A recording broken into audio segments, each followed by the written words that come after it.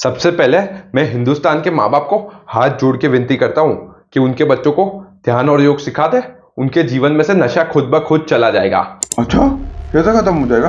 Youth जो है हम युवाओं का, ये सब जवानी कहते हैं, बड़ा चैलेंजिंग फेज है। जब ध्यान करेंगे तब हमको दिखाई पड़ेगा कि बेसिकली हमारे मन को दिखाई पड़ेगा कि बॉस अगर शक्ति आ गई तो दुनिया खुद ब खुद भाग कर आ जाएगी। भारत के महान संतों को हम गाली देते हैं, और हाँ, ये लोग गरीब बिल्कुल नहीं है। जिसके पास भगवान, वो गरीब कैसे हो सकता है? बस हमारे देखने का नजरिया नहीं है कि जैसे कि त्याग हो गया, फिर भिक्षु हो गया, सन्यासी हो गया, इन सब शब्दों के आपको मतलब पता होंगे, लेकिन नेगेटिव कॉन्टेक्स्ट में पता होंगे।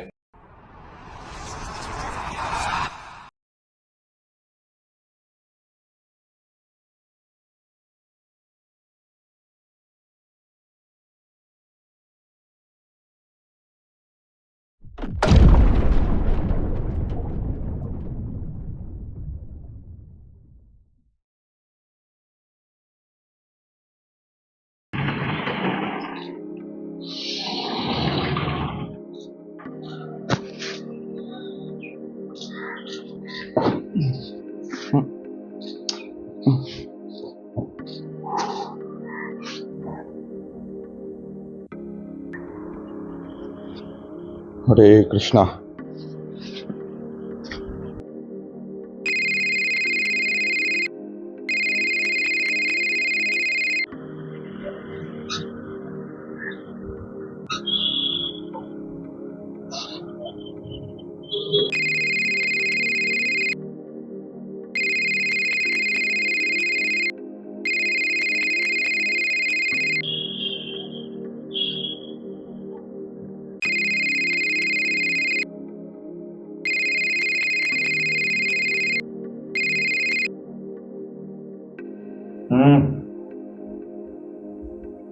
बोल आयुष, क्या हुआ? सुबह सुबह फोन कर रहा है? हाँ हाँ, क्या बात कर रहा है?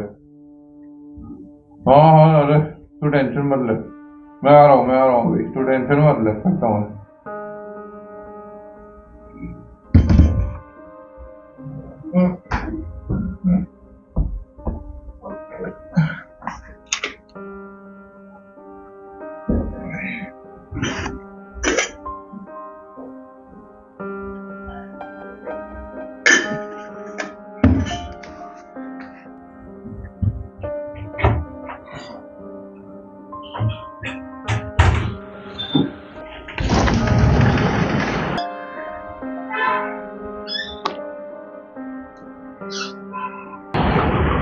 भाई, वो आयुष का छोटा भाई है ना, हंस भाई, तेरा कुछ वीडियो देखकर ध्यान और योग कर रहा था। यार उसके माँ बाप बोल रहे कि वो सन्यासी बन जाएगा, घर छोड़ के भाग जाएगा, पता नहीं क्या कुछ।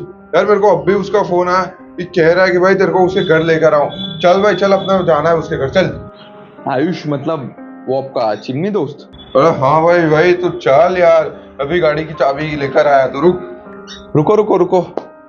वो आयुष सिगरेट पीता है चिमनी की तरह, छिप छिप कर, तब उसको कुछ नहीं होता।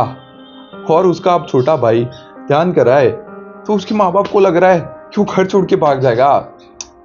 यार मतलब क्या ही गलत फहमी हो गई है। जो भी हो यार, तू ये सब बातें मत बोल।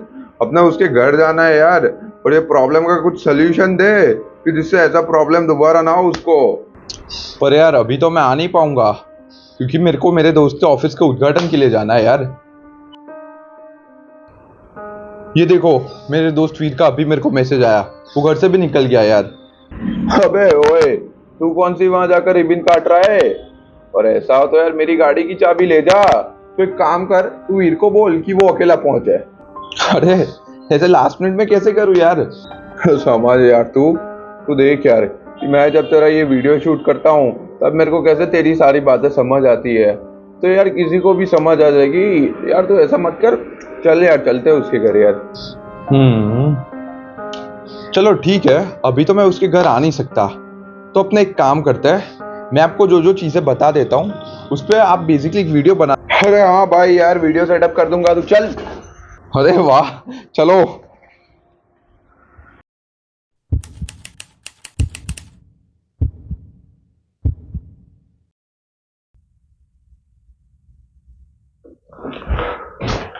नमस्कार दोस्तों, मैं पायस शाह आप सभी लोगों का स्वागत करता हूं माइंड सोनिक में। आज की वीडियो में मैं आपको बताऊंगा कि ध्यान और योग करने से आपका बच्चा घर छोड़कर कहीं नहीं भागने वाला है, और साथ ही साथ ये भी बताऊंगा कि सन्यासी का असली अर्थ क्या है। बने रहिए मेरे साथ ये वीडियो के एंड तक। माओ चल स्टार्ट करते हैं। सबसे पहले मैं हिंदुस्तान के माँ बाप को हाथ जोड़ के विनती करता हूँ कि उनके बच्चों को ध्यान और योग सिखा दे। उनके जीवन में से नशा खुद ब खुद चला जाएगा। अच्छा, कैसे खत्म हो जाएगा? अब यूथ जो है हम युवाओं का, जिसे जवानी कहते हैं, बड़ा चैलेंजिंग फेज है कि जवानी में बेसिकली दो चीज है। एक तरफ है सेंसेस, इंद्रिया, और दूसरी तरफ है गोल, लक्ष्य, जो आपको मिलेगा कॉन्शियसनेस के थ्रू। अब ये इंद्रिय जो है वो एकदम पावरफुल है, बाहर की तरफ भाग रही है, और ये गोल, लक्ष्य, वो भी बाहर की तरफ भाग रहा है, लेकिन इतना पावरफुल नहीं है। हम युवाओं का लक्ष्य है कि बड़ा एंटरप्रेन्योर बनना है, बड़ा इंजीनियर बनना है, बड़ा लॉयर बनना है, बड़े बड़े सपने हैं कि बेसिकली कुछ कर दिखाना है। लेकिन अब जो हमारा ये मन है वो सेंसेस की तरफ, इंद्रियों की ओर एकदम आकर्षित है, क्योंकि इंद्रिय एकदम पावरफुल है। उसको स्त्री चाहिए, पुरुष चाहिए, मौत चाहिए, मस्ती चाहिए, घूमना चाहिए, फिरना चाहिए, वगैरह वगैरह। तो जब हमारा ये मन इंद्रियों की ओर चला जाता है तब ये लक्ष्य छूट जाता है। भाई, ये इंद्रियों की ओर मन भागता नहीं, ये इंद्रिय खींच लेती है और हम कुछ कर नहीं सकते। तो बताओ उसका क्या करें? हाँ, खींचेगी इंद्रिया ना, क्योंकि ये इंद्रिया पावरफुल कितनी है। हम सभी ने हमारे जीवन की शुरुआत इंद्रिय से ही तो की है कि जब से आप पैदा हुए हो तब से आप इंद्रियों के सहारे ही तो जी रहे हो। तो सोचो ये इंद्रिय कितनी पावरफुल हो गई होगी। तो जाहिर सी बात है इंद्रियों की ओर इतना आकर्षित होना। पॉइंट है। अब हम युवा लोग जो है वो ये इंद्रियों और लक्ष्य दोनों का सामना एक साथ करते हैं। हाँ, तो अब करने का क्या? सब्र रखो यार, बता रहा हूं। अभी ऐसा सुनने में आया था कि मशहूर अभिनेता आमिर खान तीसरी शादी करने जा रहे हैं। कि अभी उनकी बेटी की जब शादी हुई थी तब ऐसा सुनने में आया था कि वे भी तीसरी बार शादी करने जा रहे हैं। हालांकि उनकी पर्सनल लाइफ है, लेकिन यहां पर आपने एक चीज पे गौर किया कि उनसे स्त्रियां शादी क्यों करना चाहती है? पावर है इसलिए?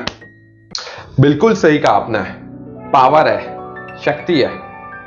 चलो मैं आपको एक वास्तविक उदाहरण देता हूं कि अमेरिका के पूर्व राष्ट्रपति डोनाल्ड ट्रंप, उन्होंने 59 साल 59 ईयर्स की एज पे तीसरी शादी की थी मिसेस मेलानिया के साथ, जो उस वक्त 35 ईयर्स की थी, 35 साल उनकी उम्र थी।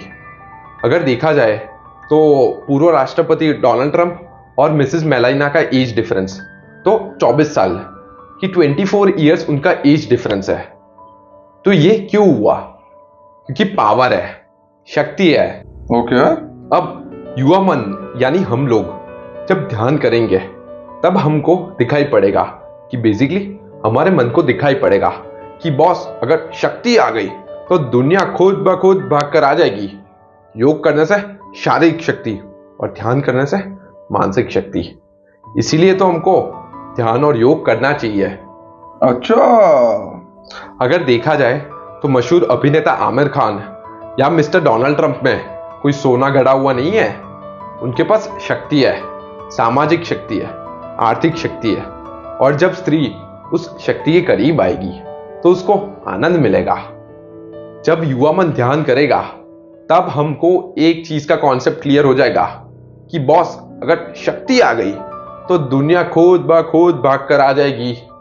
तो पहला प्रायोरिटी हम किसको देंगे? हमारे लक्ष्य को, गोल को। ओके। और अगर ध्यान और योग नहीं किया तो? अब जब युवा मन ध्यान नहीं करेगा तब वो कभी इंद्रियों की ओर भागेगा या फिर अपनी लक्ष्य की ओर, कभी इधर कभी उधर, कभी इधर कभी उधर। उसको ना सेंसेस का एंजॉयमेंट मिलेगा, ना उसको अपना लक्ष्य मिलेगा। और जब दोनों में से एक भी चीज उसको नहीं मिलेगी तो उसको हो जाएगा स्ट्रेस, या फिर उसका भाई डिप्रेशन, और फिर दोनों की बहन नशा। ये स्ट्रेस और डिप्रेशन को खत्म करवा दो, जीवन में से नशा खुद ब खुद चला जाएगा। ये वाली वीडियो आयुष को भी भेजना, मेरे को पता है वो चिमनी की तरह पूरा दिन रहता है। हालांकि ये चिमनी वाला पोर्शन काट देना, लेकिन भेजना ये वीडियो उसको भी। हाँ, आपने मेरे सेंसेस वर्सेस कॉन्शियसनेस वाले वीडियो में देखा होगा, जो चीजें मन और इंद्रियों से जुड़ी हुई है उनको करने के लिए कोई मोटिवेशन नहीं चाहिए, लेकिन जो चीजें मन और इंद्रियों से नहीं जुड़ी हुई है उनको करने के लिए मोटिवेशन चाहिए। आप देखिए, आपको पिज्जा खाने के लिए कोई मोटिवेशन नहीं चाहिए, लेकिन जिम जाने के लिए आपको मोटिवेशन चाहिए। मूवी देखने के लिए कोई मोटिवेशन नहीं चाहिए, लेकिन पढ़ाई करने के लिए मोटिवेशन चाहिए। आपने सोचा कि ऐसा क्यों होता है? क्योंकि जो सेंसेस है, इंद्रिय एकदम पावरफुल है कि ये इंद्रियों से हम परिचित है। हमारे जीवन की शुरुआत हम इंद्रियों से ही तो करते हैं। और ये कॉन्शियसनेस जो है, ये चेतना का साइड कॉन्शियसनेस, जो आपको एकदम आसानी से लक्ष्य की ओर ले जाती है, उससे हम परिचित नहीं है। कि ये कॉन्शियसनेस का साइड है, उसको हम जानते नहीं है। भारत के महान संतों को हम गाली देते हैं, जो हमको एकदम आसानी से इंद्रियों से उठकर चेतना की ओर ले जाते हैं। सदगुरु को हम गाली देते हैं। देश का लेफ्ट विंग कहता है कि सदगुरु इज ऑक्यूपाइंग लैंड, और वे सदगुरु खुद कोयम्बतूर में बैठकर अमृत बांट रहे। हाँ, मैंने कुछ सुना था कि वो कुछ एलिफेंट कॉरिडोर का जमीन कब्जा कर लिया, ऐसा सुना था, न्यूज में भी पढ़ा था मैंने। अरे हाँ, वो सदगुरु जब नलसा लॉ यूनिवर्सिटी गए थे हैदराबाद में, तब वहां उनको एक महिला छात्रा ने ये पूछा था। तो सदगुरु ने कहा कि बेटा, 1 एकड़ तो छोड़ो, 1 इंच भी साबित कर लो तो एक कंट्री छोड़ देंगे। नहीं, मैं तो ऐसे ही पूछ रहा था। मैं भी ऐसे ही कह रहा हूं आपको कि लोग कहते हैं कि सदगुरु इज ऑक्यूपाइंग लैंड, और वे कोयम्बतूर में बैठकर अमृत बांट रहे। उनका इनर इंजीनियरिंग प्रोग्राम 7 मिलियन लोगों ने किया। 7 मिलियन 70 लाख लोगों ने किया, और उनको ड्रास्टिक रिजल्ट्स दिखे अपने लाइफ में।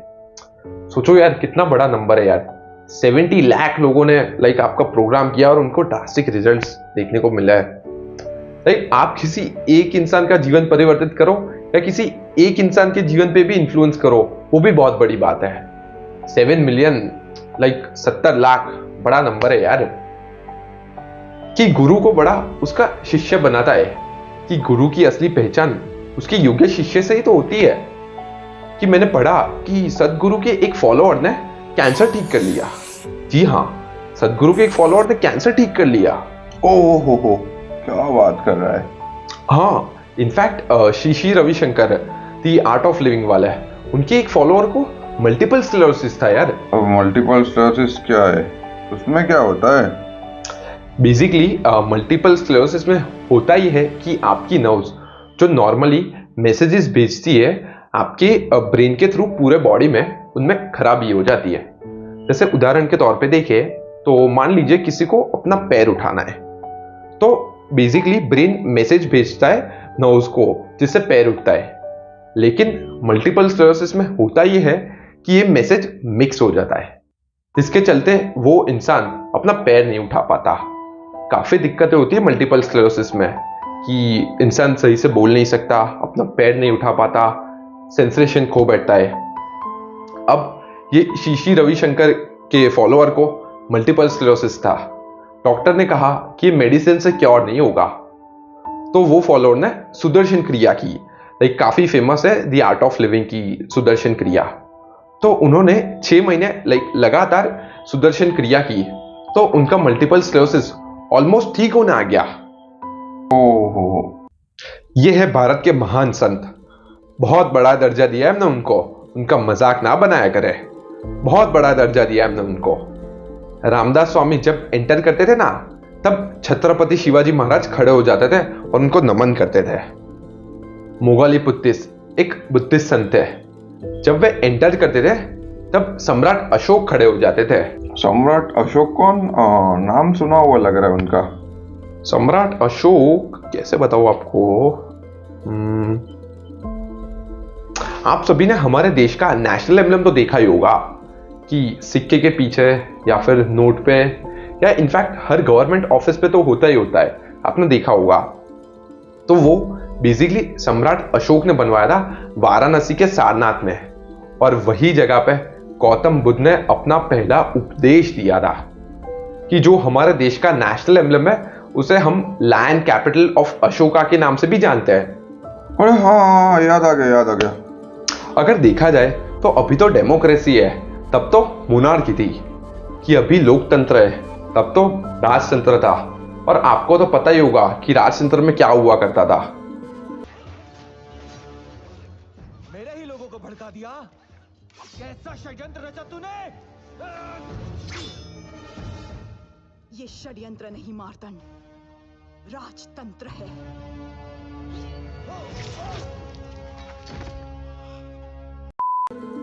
कि राजतंत्र में तो ऐसा हुआ करता था कि वो इंसान ने सही से काम नहीं किया, उसको उम्र कैद दे दो। उसने सही से काम नहीं किया है तो उसका सर धड़ से अलग कर दो। गलत किया देवसेना। औरत पर हाथ डालने वाले की उंगलियां नहीं काटते हैं उसका गला।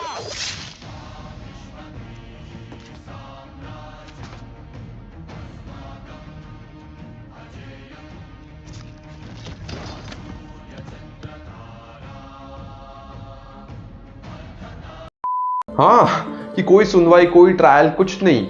मोनार्की थी ना तब। सोचो तब से हमने संतों को क्या दर्जा दिया हुआ है। बात तो सही है पर। और हाँ, ये लोग गरीब बिल्कुल नहीं है। जिसके पास भगवान, वो गरीब कैसे हो सकता है? बस हमारे देखने का नजरिया नहीं है।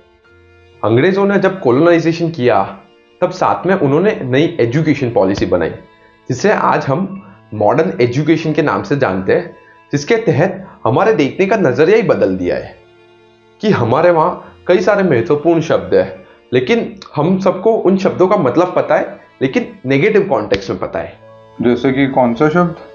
कि जैसे कि त्याग हो गया, फिर भिक्षु हो गया, सन्यासी हो गया। इन सब शब्दों के आपको मतलब पता होंगे, लेकिन नेगेटिव कॉन्टेक्स्ट में पता होंगे। कि त्याग शब्द है तो आपको त्याग शब्द का मतलब पता होगा, लेकिन नेगेटिव कॉन्टेक्स्ट में। कि त्याग मतलब क्या?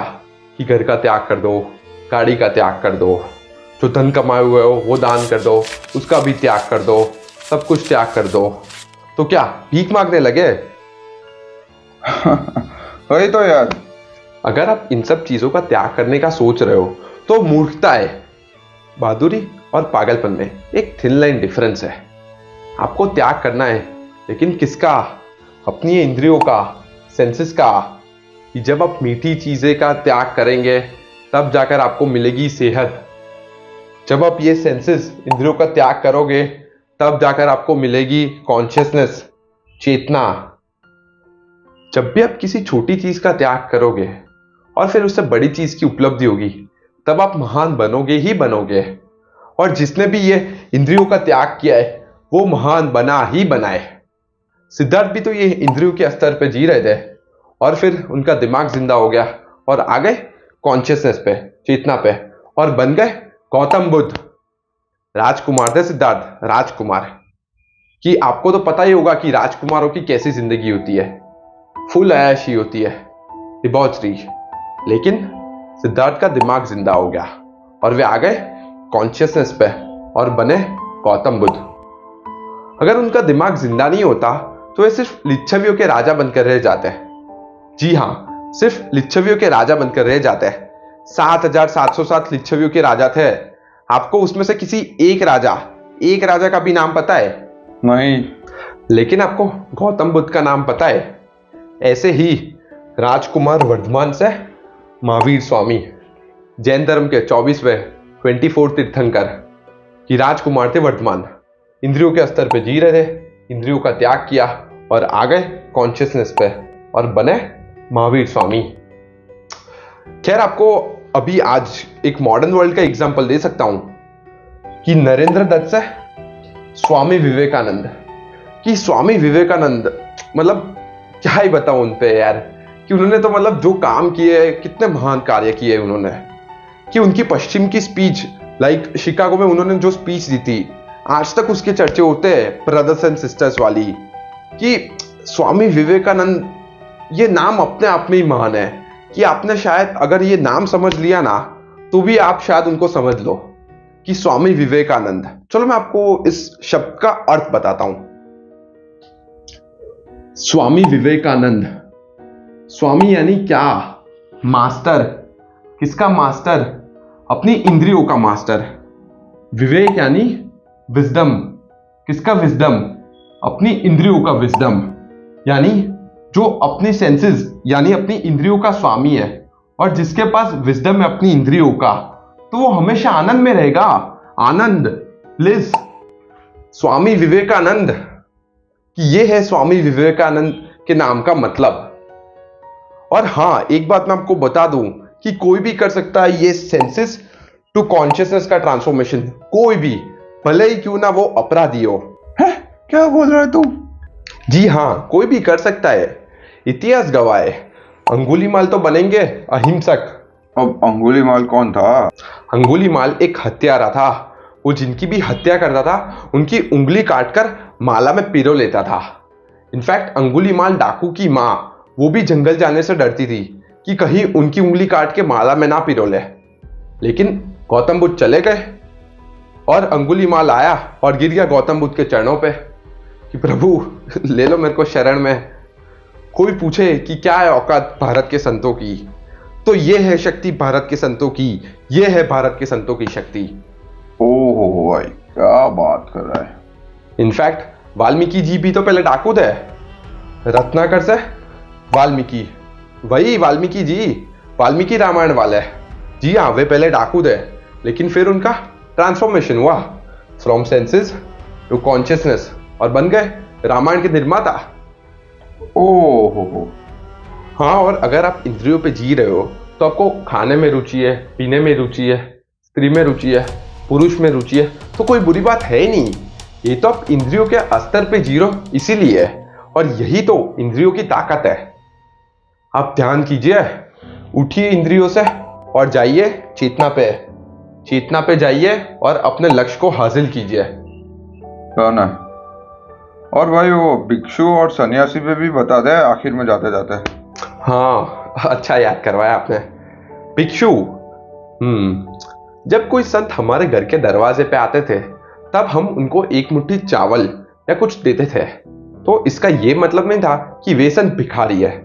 वे संत हमको राय देकर जाते थे, हमारी दुनियावी समस्या का समाधान देकर जाते थे अपने धार्मिक ज्ञान से। और सबसे बड़ी चीज, वे हमको आशीर्वाद देकर जाते थे। इस देश में संत कभी भिखारी नहीं रहे। हमने संतों को कभी भिखारी नहीं कहा है, भिक्षु कहा है। भिक्षु, भिक्षु यानी जिसके ज्ञान चक्षु खुले हुए हैं, जो एनलाइटेंड है, जो हमको ज्ञान देते हैं। और जो वो ज्ञान देते हैं वो हम कोई भी कीमत से तोल ही नहीं सकते। जो आप एक मुट्ठी चावल या कुछ देते थे तो वो आप आपके फायदे के लिए देते थे, क्योंकि आपको आशीर्वाद मिलता था, जिसके चलते आपका आध्यात्मिक स्पिरिचुअल अपलिफ्टमेंट होता था। ओके। और सन्यासी का मतलब? सन्यासी बहुत ही इंटरेस्टिंग वर्ड है ये। सन्यासी मतलब क्या? सन्यासी मतलब स्वामी। किसका? अपने मन का, master of his own mind. सन्यासी मतलब विवेकशील, जिसके पास अच्छा चारित्र हो, जो अच्छी वैल्यूज पजेस करता हो। और ऐसा व्यक्ति एक अच्छा एंटरप्रेन्योर बनेगा, एक अच्छा लॉयर बनेगा, एक अच्छा डॉक्टर बनेगा। सन्यासी बहुत बड़ी चीज है भारत की, बहुत बड़ी चीज। सन्यास मतलब आपकी मनोभावना, आपका माइंडसेट। आप घर में रहकर, कंपनी में रहकर, कंपनी के सीईओ रहकर, या अगर करोड़पति हो तो करोड़पति होने के बावजूद अगर आपकी भावना सही है, आपका पर्पस सही है, आपके सिद्धांत सही है, और साथ ही साथ सही क्लैरिटी और सही अंडरस्टैंडिंग है, तो आप सन्यासी हो। सन्यासी मतलब जागृत, अवेकंड, जो सही और गलत को देखकर जान पाए। यह है सन्यासी का मतलब। लेकिन हमारे देश में क्या लगता है लोगों को सन्यासी का मतलब? कि सन्यासी मतलब भगोड़ा।